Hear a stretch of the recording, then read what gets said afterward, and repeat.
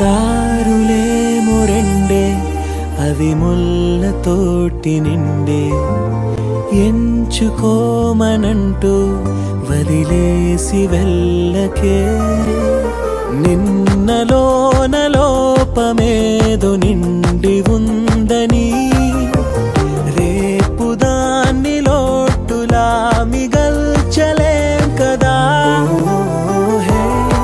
బదులు చెప్పవే, రుజువు చూపవే సమయమా, నీ పనిగా నువ్విలా గడిచిపోవడం న్యాయమా.